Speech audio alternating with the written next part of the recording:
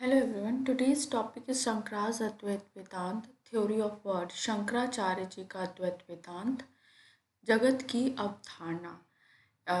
वास्तव में जो वेदांत दर्शन है वो बहुत विस्तारित है और उसे कुछ वीडियो में कुछ कंटेंट के साथ विस्तार पूर्वक समझाना थोड़ा मुश्किल होता है, लेकिन फिर भी मैं कोशिश करूँगी कि मैं सारे इम्पोर्टेंट पॉइंट कवर कर पाऊँ जो ज़्यादातर कॉम्पिटिटिव एग्ज़ामिनेशन में आते हैं, एंट्रेंस एग्ज़ाम में आते हैं, स्पेशली मल्टीपल चॉइस जो होती है उससे रिलेट आपको काफ़ी क्वेश्चन यहाँ पे मिल जाएंगे।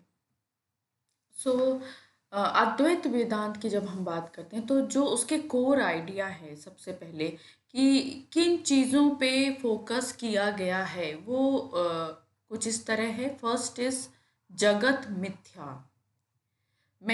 आज हम इसी की चर्चा करेंगे, जगत मिथ्या, और मैं आपको बताऊंगी कि मिथ्या वर्ड का मतलब क्या है, क्योंकि आम भाषा में मिथ्या शब्द बहुत ही नैरो वे में डिस्क्राइब किया जाता है।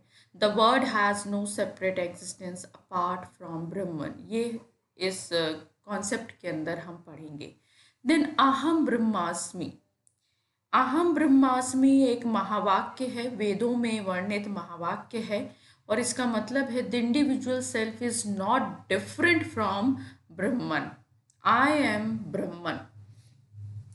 और ब्रह्म और ब्रह्मा वर्ड में बच्चे कंफ्यूज हो जाते हैं। जब हम ब्रह्म यूज़ करते हैं तो शुरू में बच्चों को ब्रह्मा विष्णु महेश वाला जो कॉन्सेप्ट होता है, जो हिंदू दर्शन हिंदू धर्म में बहुत अच्छे से एक्सप्लेन है, लेकिन हम वहाँ उस ब्रह्मा की बात नहीं कर रहे हैं, हम बात कर रहे हैं ब्रह्म की। और ये एक सेपरेट कॉन्सेप्ट है जिसमें हम पढ़ेंगे कि एक्चुअली में ब्रह्म क्या है। जैसा कि मैंने कहा कि ये 4 महावाक्यों में एक महावाक्य है अहम ब्रह्मास्मि। तो मैंने यहाँ पे ये 4 महावाक्य बताए हैं आपको। ज़्यादातर ये पूछे जाते हैं एग्ज़ाम में, और कई बार आ जाता है कि जैसे आपको ऑप्शन दिए हों और उसमें पूछा जाए कि कौन सा महावाक्य है और कौन सा नहीं। सो प्रज्ञानम ब्रह्मम, यह प्रज्ञानम ही ब्रह्म है। अहम ब्रह्मास्मि, मैं ब्रह्मा हूँ। तत्वमसि, वह ब्रह्म तू है। अयम आत्मा ब्रह्मम, यह आत्मा ब्रह्म है। और ये बहुत इम्पॉर्टेंट डिस्क्रिप्शन है कि कौन सा महावाक्य किस उपनिषद में मिलता है। तो प्रज्ञानम ब्रह्मम ऐत्रेय उपनिषद, अहम ब्रह्मास्मि बृहदारण्यक उपनिषद, तत्वमसि छांदोग्य उपनिषद, अहम आत्मा ब्रह्मम यह मांडूक्य उपनिषद में मिलता है।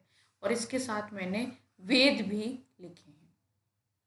उसके बाद तीसरा कॉन्सेप्ट है अविद्या, इग्नोरेंस। ये बहुत इम्पॉर्टेंट कॉन्सेप्ट है अद्वैत वेदांत में, because just because of ignorance ये जो पूरा प्रपंच है, ये इग्नोरेंस ही इसका रूट कॉज है।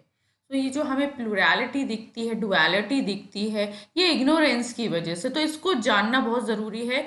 इसके लिए हालांकि आपको बहुत वर्ड मिलते हैं, जैसे माया कई जगह लिखा होता है, व अविद्या, इग्नोरेंस, अंधकार, कई उपमाएं दी जाती हैं इसको समझाने के लिए। तो हम एक एक करके अलग अलग वीडियो में ये सेपरेट टॉपिक्स पढ़ेंगे। Then Vivartavada. The world is merely an unreal manifestation of Brahman. Atmajnana, self knowledge, knowledge of Brahman removes these error and cause liberation from the cycle of transmigration and worldly bondage। आत्मज्ञान और ब्रह्म ज्ञान एक्चुअली एक ही हैं, इसको हम डिस्कस करेंगे। आत्मज्ञान एंड ब्रह्म ज्ञान ये अलग नहीं है। ऐसा नहीं है कि आत्मा का ज्ञान अलग है और ब्रह्म का ज्ञान अलग है। तो ये पांचों कॉन्सेप्ट हम 5 सेपरेट वीडियो में करेंगे। 1, 2, 3, 4 एंड 5। नाउ इंट्रोडक्शन बहुत डीप है वेदांत का और अद्वैत वेदांत का, दोनों का, लेकिन देखते हैं, शुरू करते हैं इसको। Advaita Vedanta is the oldest tradition of Vedanta, one of the 6 orthodox astika school of Indian philosophy. ये जो इंडियन फिलॉसफी की मैंने इंट्रोडक्शन वाली वीडियो बताई थी, उसमें ही मैंने आपको बताया था कि भारतीय दर्शन में 6 स्कूल आस्तिक हैं और 3 नास्तिक बताए जाते हैं। तो उन 6 आस्तिक स्कूलों में से एक है वेदांत। वेदांत के आगे बहुत सब डिवीजन किए गए हैं, जिन्हें हम वन बाय वन पढ़ेंगे। The word Vedanta is derive from the word Veda and anta. ये 2 शब्दों से मिलकर बना है, वेद और अंत, which together means the end of Veda. End of Veda का मतलब ये है कि वेदांत में जो सब्जेक्ट है, कंटेंट है, वो क्या है, वो वेदों का अंतिम हिस्सा है, इसलिए उसे वेदांत कहा गया है। Another understanding of the term Vedanta, the end of knowledge, ये भी कहा गया है। एंड अगर हम दूसरी तरह से समझें तो ये भी कहा गया है कि वेदांत को कि वो वेदों का अंत यानी वो अंतिम ज्ञान है। क्यों कहा गया है? क्योंकि वेदों में आत्मज्ञान की बात हुई है और आत्मज्ञान के बाद किसी और ज्ञान की रिक्वायरमेंट ही नहीं रह जाती। आत्मज्ञान होने के बाद ऐसी कोई विषय वस्तु नहीं है जिसके बारे में जानना जरूरी है या बिना जाने आपको मोक्ष नहीं मिल सकता। आत्मज्ञान ही वो अंतिम ज्ञान है जिसके बाद मुक्ति या मोक्ष मिल जाता है।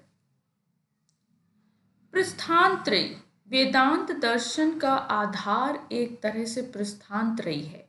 और ये है क्या? The foundation of Vedanta is प्रस्थानत्रयी।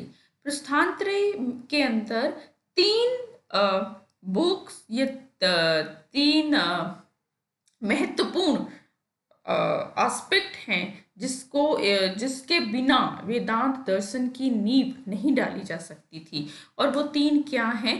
तो Brahma Sutra first, second Bhagavad Gita, third Upanishad, ये 3, और it is called the triple canon of वेदांत।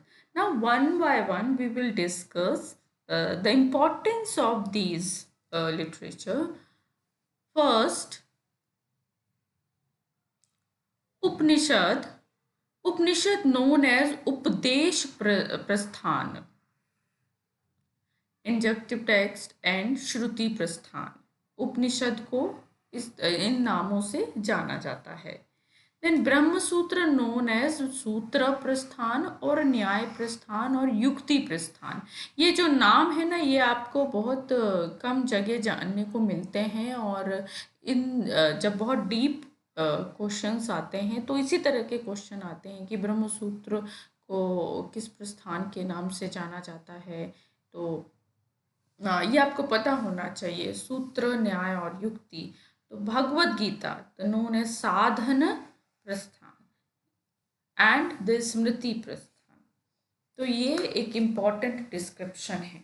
अब हम देखते हैं कि उपनिषद क्या है। The Upanishad were the last part of Veda. वेदों का जो अंतिम भाग है उसे उपनिषद की संज्ञा दी गई है। The Veda can be divided into 2 portions. The first section of each Veda is Karma Kand and second one is Jnana Kand. वेदों को 2 भागों में डिवाइड किया गया है, कर्म कांड और ज्ञान कांड। कर्म कांड deals with the fulfillment of one's earthly goal and desire. It prescribes rituals and actions to aid in every aspect of worldly life. जैसे कि जो संसारिक जीवन में हम जो कर्म करते हैं, जो लक्ष्य है ईश्वर को प्राप्त करने के, यज्ञ, हवन, ये सब कर्म कांड के अंदर आता है। और the second one is jnana kanda, texts form of the उपनिषद।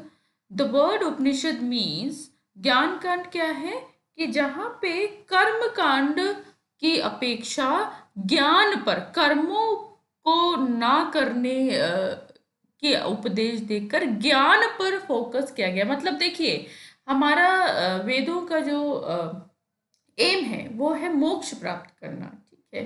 अब उसके दो रास्ते बताए गए हैं और दोनों रास्तों को अपनाने के उससे लोगों में भेद है, जो विचारक हैं उनमें भेद है। जैसे शंकराचार्य हैं तो वो कहते हैं कि मुक्ति के लिए, लिबरेशन के लिए सिर्फ ज्ञान ही पर्याप्त है।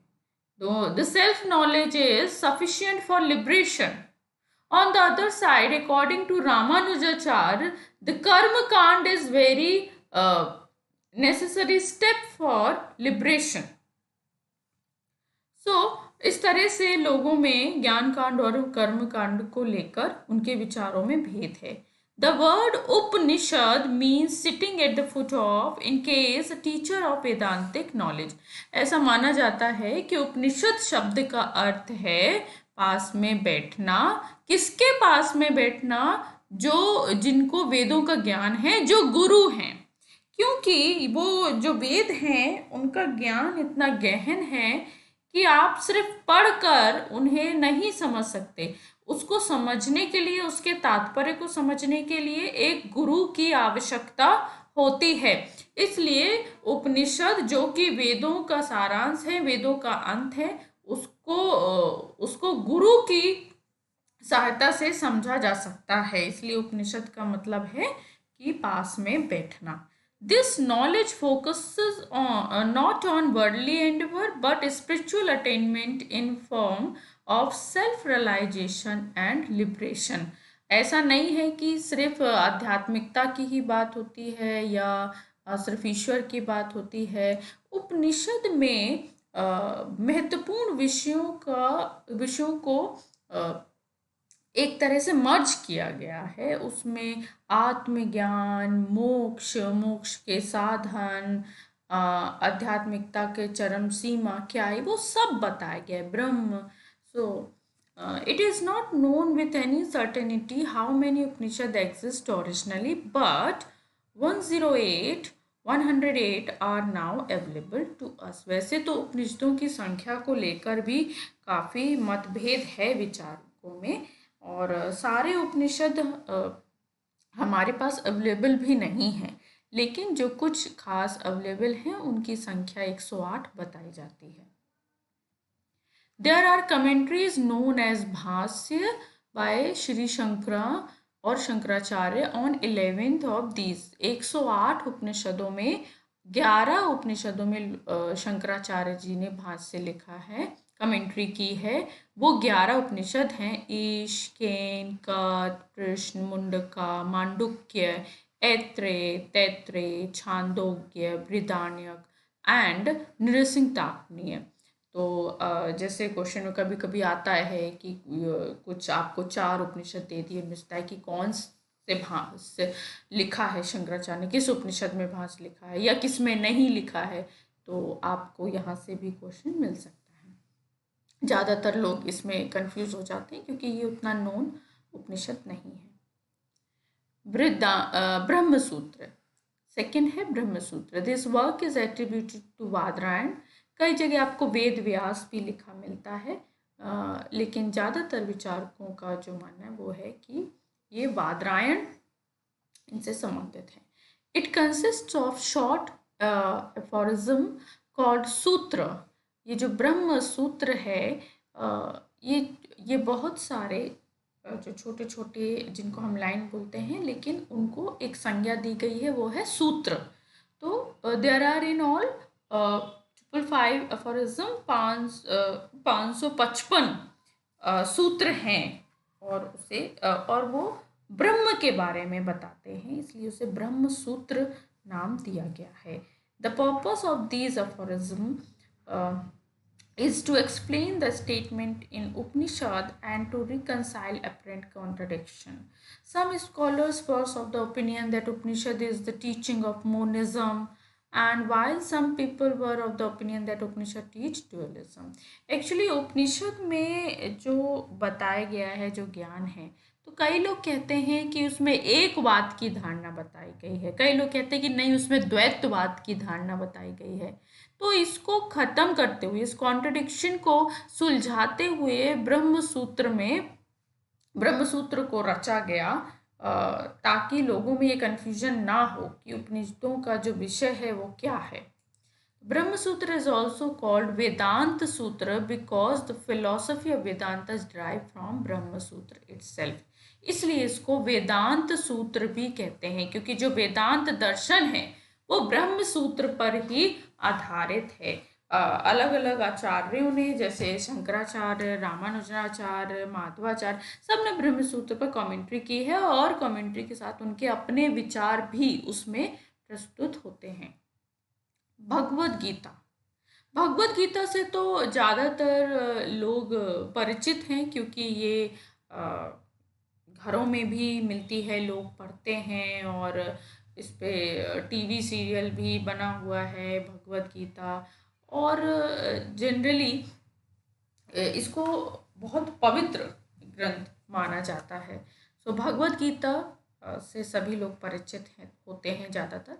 सो the Bhagavad Gita is a book that form part of Vyasa great Mahabharata epic and is one of the best known piece of Indian literature. The Gita is a dialogue between Arjun and god Krishna at the battle of Kurukshetra. ये जब कुरुक्षेत्र में पांडवों और कौरव के बीच लड़ाई हो रही थी और अर्जुन ने भगवान कृष्ण ने पांडव अर्जुन को जब ज्ञान दिया था, जब वो ज्ञान किस बात का दिया था कि जब वो अपने ही भाइयों को और मित्रों को, संबंधियों को युद्ध में देखा तो वो घबरा गए कि मैं अपने ही लोगों को कैसे मार सकता हूँ, और उन्होंने अपना धनुष नीचे कर लिया कि नहीं, मैं नहीं मार सकता। तब भगवान कृष्ण ने उनको ज्ञान दिया था कि वो गीता का जो ज्ञान है वो बहुत सारे विषयों में है कि आत्मा का अस्तित्व क्या है और आपका कर्तव्य क्या है,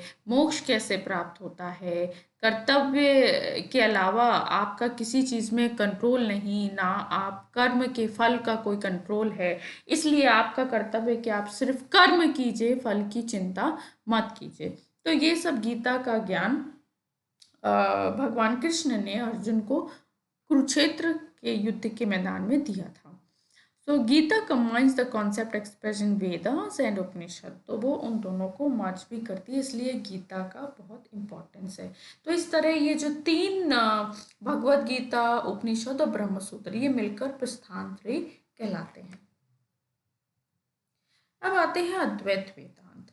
अद्वैत is often translated as non-dualism, though it literally means non-secondness, क्योंकि अद्वैतवाद ये है कि कोई दूसरा नहीं है, अद्वैत, कोई द्वैत नहीं। इसको जब हम हिंदी में लिखते हैं तो इसको ऐसे लिखते हैं, अद्वैत। तो इसका मतलब है non सेकेंडनेस। The historical beginning of Advaita Vedanta is considered to be from Gaudapad. Shankaracharya के गुरु भी माना जाता है इनको, Gaudapada, who was the author of Mandukya कारिका. मांडुक्य कारिका is a commentary in verses form on Mandukya उपनिषद. इन्होंने मांडुक्य उपनिषद में कमेंट्री की थी जिसका नाम था मांडुक्य कारिका। और अद्वैत वेदांत की शुरुआत कहीं ना कहीं गौड़पाद से ही मानी जाती है। दो आदि शंकरा और Shankaracharya of 18th century was one of the most important contributor to Advait Vedant. The Indian philosopher Shankaracharya builds further on Gaudapada's foundation, principally in his commentary on the Brahma Sutra. तो शंकराचार्य उन्हें और आगे ले गए और उन्होंने अद्वैत वेदांत को जिस रूप में स्थापित किया शायद ही कोई कर पाता। अब देखिए, अद्वैत वेदांत को समझने के लिए सबसे पहले ये समझना ज़रूरी है कि रियलिटी का क्या मतलब है या ट्रुथ का क्या मतलब है। सत्य जिसे कहा गया है, सत्य क्या है, सत्यता, सत्य, यथार्थता, ये क्या है, वास्तविकता। So reality is defined as that which does not undergo any change at any time, मतलब अपरिवर्तनशील, जिसमें परिवर्तन ना हो, वही सत्य है। और अगर हम सत्य का ये मतलब लेते हैं, so in Advaita Vedanta only Brahman is absolutely changeless and eternal, is alone real. So only Brahman is the keeps on changing all the time and so it cannot be considered as real. ये जो संसार हम देखते हैं ये पल पल ये क्षण क्षण बदलता ही रहता है. Now we will start the शंकराचार्य's theory of what, यानी जगत विचार क्या है उनके बारे में. अब शायद आप ज़्यादा अच्छे से समझ पाएंगे, क्योंकि कई बार लोग यही समझते हैं कि नहीं हम तो संसार को वास्तविक रूप में देख रहे हैं तो वो कैसे असत्य है, कैसे वो मिथ्या है. लेकिन इसलिए मैंने आपको सत्य की परिभाषा पहले ही दे दी कि जो परिवर्तन से परे है वो सत्य है. So according to Shankaracharya Brahman is the only truth, the whole world is just a manifestation of Brahm. कि ये जो पूरा का पूरा संसार हमें दिख रहा है ये और कुछ नहीं, ये ब्रह्मन या ब्रह्म की ही मैनिफेस्टेशन है, उनका ही एक विवर्त है. Shankaracharya has considered the world to be like a snake seen in a rope. और ये जो शंकराचार्य की थियोरी है वर्ड की, उसे सबसे अच्छे ढंग से समझने के लिए एक एग्जाम्पल दिया गया है, वो है snake and rope. Example of snake and rope, और या फिर इसको रोप स्नेक भी कहा जाता है, रज्जू सर्प. ये आपको मिलेगा रज्जू सर्प. रज्जू मीन्स होती है रस्सी, sarp means snake. So some time a rope looks like a snake. कभी कभी जैसे अंधेरे में या दूर है या अचानक से कोई रस्सी ऐसे सांप के आकार में पड़ी है और वो हमें रस्सी है लेकिन वो हमें सांप जैसी दिख रही है. So here the snake can not be described as both real and unreal. यहाँ पे हम सांप को रियल भी नहीं कह सकते और अनरियल भी नहीं कह सकते, because these two contradictory qualities can not exist in the same substance. एक ही समय पे ये नहीं कह सकते ना, हाँ वो है भी और नहीं भी. So it must therefore be said that snake is neither real nor unreal. ना ही वो रियल है, और देखिए हम उसे पॉजिटिवली नहीं डिफाइन कर सकते कि वो रियल है या वो अनरियल है. हम उसे इस तरह से कर सकते हैं कि ना वो रियल है ना वो अनरियल है. Such an object is described as mithya. मिथ्या शब्द का अर्थ है ना ही वो रियल है और ना ही वो अनरियल है. तो फिर वो क्या है ये अभी हम समझेंगे कि एक्चुअली में मिथ्या का अर्थ क्या है. Just as the snake appears because of ignorance, this world appears because of our ignorance of Brahm. जिस तरह से हमें रस्सी का ज्ञान नहीं है और हमें उस रस्सी में सांप दिख रहा है, उसी तरह हमें ब्रह्म का, हमें अपने आप का, देखिए यहाँ पे ब्रह्म और आत्मा को आप ध्यान में रखिएगा कि ये एक ही है, ये इक्विवेलेंट है. ठीक है. सो जब ये इक्विवेलेंट है, आप इसको सोल कहिए या कॉन्शियसनेस कहिए, ठीक है, अलग अलग नाम मिलेंगे आपको, बट ये एक ही चीज़ है. तो कहते हैं कि उसी तरह जब हमें अपने सेल्फ के बारे में नहीं पता, ब्रह्म के बारे में नहीं पता, तो हमें ये वर्ड हमें रियल दिखता है, जिस तरह से हमें स्नेक रियल दिख रहा है.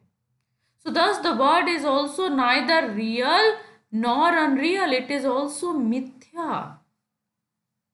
Just as the snake is superimposed on the rope, the word is superimposed on the ब्रह्म. जिस तरह से रस्सी पे सांप दिख रहा है, उसी तरह ब्रह्म आधार है इस विश्व का, इस वर्ड का. Just as the rope is the basis of a snake seen in the rope, in the same way the Brahman is the basis of the universe, as I said. Just as the snake covers the real form of rope, similarly the word envelops the real form of Brahma and the word of itself form appears to be real. ये हमें appears word is very important, क्योंकि ऐसा ये आभास होता है, ये प्रतीत होता है. ये जो संसार है ये हमें यथार्थ प्रतीत होता है, रियल प्रतीत होता है. Brahman is unchanging, the word is changeable. It is misleading to believe that unchanging Brahman is in the changing word. तो आप ये नहीं कह सकते कि जो रस्सी है वही सांप बन गई है, नहीं, वो सिर्फ एक विवर्त है. उसी तरह ये ब्रह्म, आप ये नहीं कह सकते कि जो ब्रह्म है वही संसार बन गया है, नहीं. संसार जो है वो एक सपने की भांति है। We will discuss the example of dream also. Therefore, Shankara is a supporter of विवर्तवाद। विवर्तवाद ये हम एक सेपरेट वीडियो में करेंगे बाय द वे, लेकिन विवर्तवाद में यही है कि ये जो संसार है ये सिर्फ अपीयरेंस है, it is not reality, it is only appearance. Now, the second example to justify the theory of word, according to Shankaracharya, the example of gold and ornament. Ornament of different size and shape are made of one gold part. आप देखो फिर वो चाहे bangle हो, ring हो, ear ring हो, कोई भी, लेकिन वो एक ही गोल्ड से, उनका जो तत्व है वो सेम है. So their appearance and the use for which they are meant vary, but the fact that they are all really nothing but gold. उनकी शेप अलग है, उनके यूज अलग हैं, बेंगल हाथ में पहना जाता है, इयररिंग्स कान में पहना जाता है, वो दिखने में भी अलग लगते हैं, लेकिन उनका जो तत्व है वो एक ही है. In spite of their different appearance and use cannot be denied. The appearance may change. A bangle may be converted into ring and the gold always remains as gold. इसी तरह संसार बदलता रहता है, लेकिन ब्रह्म हमेशा वही रहेगा. When we begin to look upon the bangle, ring, etc. as nothing but gold in essence, the difference between bangle and ring and chain, etc. is to count, though they continue to retain their different shape. कि आप जब ये समझ जाएंगे कि ये जो bangle है वो रिंग में चेंज हो सकती है, रिंग इयररिंग्स में चेंज हो सकता है, जो असली तत्व है, जो एसेंस है वो गोल्ड है, जो चेंज नहीं होता, गोल्ड हमेशा गोल्ड ही रहेगा. तो इसी तरह आप जब विश्व और ब्रह्म के बारे में भी समझ जाएंगे कि जो विश्व है ये बदलता रहेगा, एवरीथिंग इज चेंजेबल एक्सेप्ट ब्रह्म, और ब्रह्म ही रियलिटी है, तो आप उस डिफरेंस को बॉदर ही नहीं करेंगे क्योंकि वो रियल नहीं है. तो आज के लिए इतना ही, और नेक्स्ट वीडियो में हम ये कंटिन्यू करेंगे. और नेक्स्ट वीडियो में बहुत इम्पॉर्टेंट पार्ट है इस वीडियो का, वो 3 स्टेट, जागृत, स्वप्न और सुषुप्ति, तुरीयावस्था के बारे में भी पढ़ेंगे. और जो 3 सत्ताएं बताई हैं शंकराचार्य ने, व्यवहारिक सत्ता, प्रतिभासिक सत्ता और पारमार्थिक सत्ता, उसके बिना आप इसके शंकराचार्य जी के विश्व विचार को नहीं समझ सकते. That we will do in the next video of the second part of this video. Thank you so much.